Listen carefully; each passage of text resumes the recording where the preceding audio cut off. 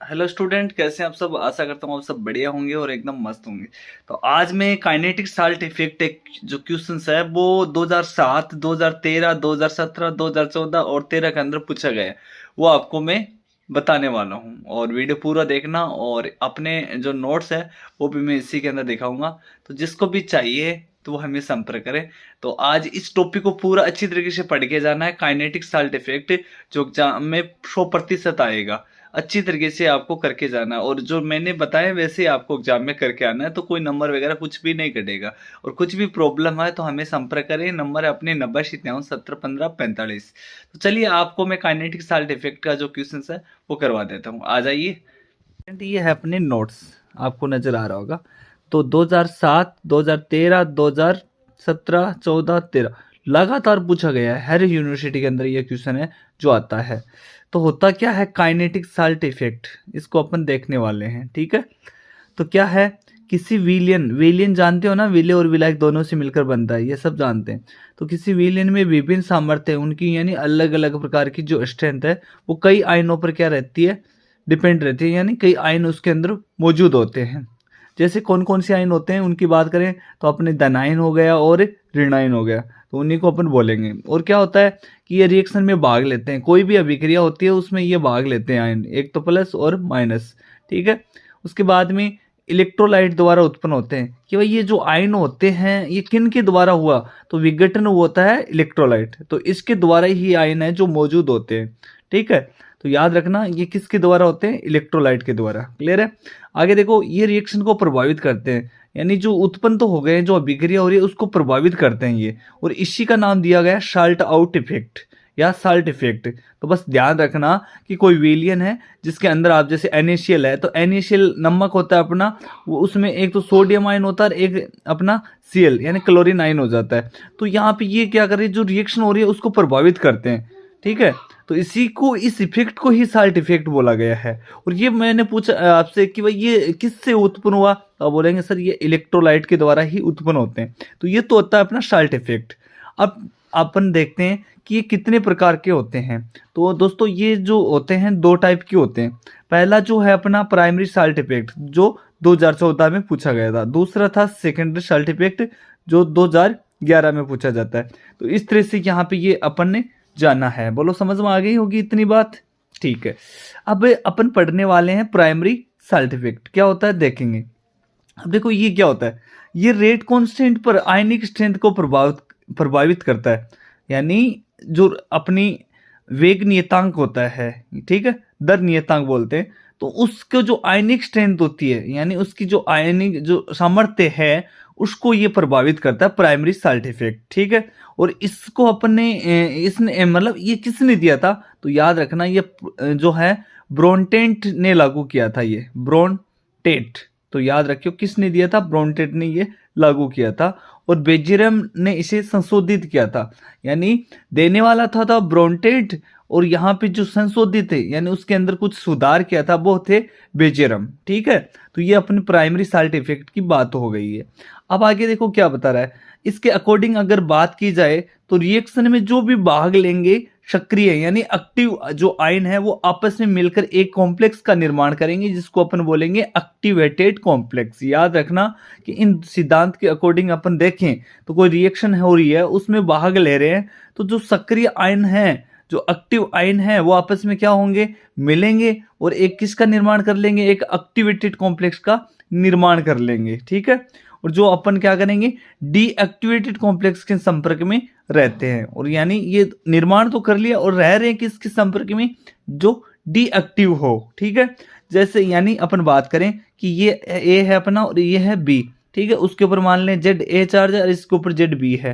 तो यहाँ पे ये क्या रहे, आपस में भाग ले रहे हैं रिएक्शन में, तो बना लेते हैं एक एक्टिवेटेड कॉम्प्लेक्स जो ए बी जेड ए और जेड बी। तो इस तरह से अपने ये यहाँ पे जो भाग ले रहे हैं ये बन गया अपना एक्टिवेटेड कॉम्प्लेक्स।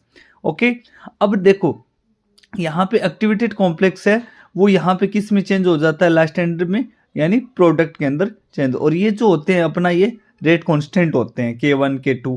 ठीक है।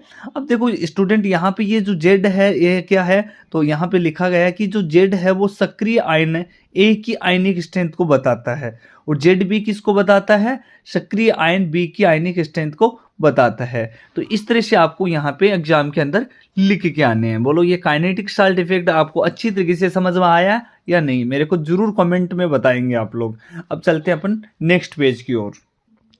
तो स्टूडेंट इसमें कुछ केस है वो आपको मैं बताने वाला हूं, वो याद रखना आपको। केस क्या है, यदि जेड ए और जेड बी बराबर अगर 0 हो तो अपनी जो इक्वेशन बनेगी वो क्या बनेगी, log के आर बराबर log के नोट प्लस 1.018 और अंदर है 0.0 और अंडर रूट न्यू। ठीक है, ये अपनी इक्वेशन बनने वाली है। अब ये इसके साथ में किया तो यहाँ पे log के नोट, तो अपना क्या इक्वेशन हो गई 0 के लिए, तो log के आर बराबर log के नोट, ये याद रखना, ये कंडीशन फेस्ट के लिए।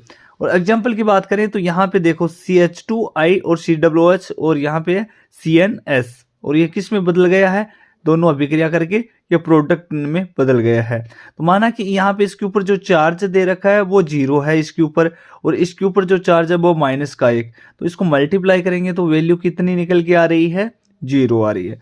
ये तो अपने यहाँ पे केस फर्स्ट की बात हो गई।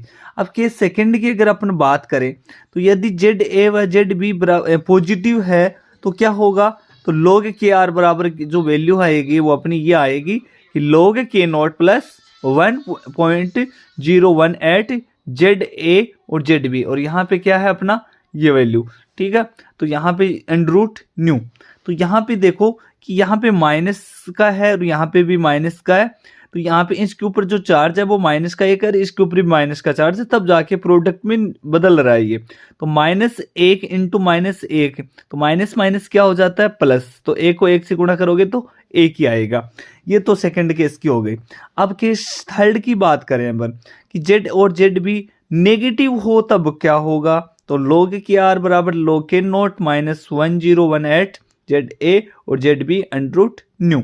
अब देखिए स्टूडेंट यहाँ पे अपन जो एग्जांपल समझ रहे हैं वो HBr का करवा रहे हैं और ये प्रोडक्ट है, तो अपने पास है ये हाइड्रोजन आयन और ये ब्रोमीन आयन, तो इन दोनों पे कितना कितना चार्ज है, तो इसने इलेक्ट्रॉन दिया इसको, तो उसके ऊपर प्लस का 1 आ गया, इसके ऊपर माइनस का 1, तो प्लस का 1 को माइनस के 1 की गुणा करेंगे तो अपन कितना मिलेगा, -1 मिलेगा। तो जेड ए और जेड बी का जो है वो वैल्यू है क्या होनी चाहिए, पॉजिटिव।